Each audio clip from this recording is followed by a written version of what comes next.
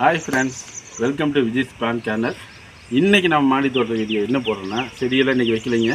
நான் ஒரு டிப்ஸு தான் இன்றைக்கி வந்து சொல்ல போகிறேன்.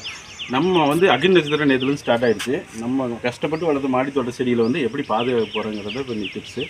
இப்போ வந்து நான் வந்து இந்த க்ரீன் ஷீட் போட்டதுனால ஒரு பெரிய செடிகளுக்கு ஒரு வரப்பிரசாதம்னு சொல்லணும். பாருங்க, செடியெல்லாம் எல்லாத்தையுமே நல்ல முறையில் பாதுகாப்பாக இது பண்ணிகிட்ருக்கிறேன்.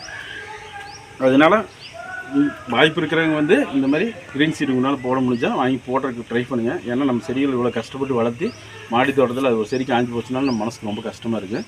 அப்படி வாய்ப்பு இல்லாதவங்க முடிந்த வரை கூடுமான வரைக்கும் நம்ம மாடி தோட்ட செடிகளுக்கு வந்து காலையில் நேரத்தில் ஒரு 6 மணி 7 மணிக்குள்ளே ஒரு தடவை நல்லா ஃபுல்லாக நிறைய தண்ணி விட்டுருங்க. மேலே மாடிக்கு கீழே தண்ணி விட்டு மேலேயும் செடிகளுக்கு மேலேயும் நல்லா தண்ணி, செடி மேலே தலைகள் மேலே ஸ்ப்ரே ஆகிற மாதிரி தண்ணி ஒரு தடவை விட்டுருங்க.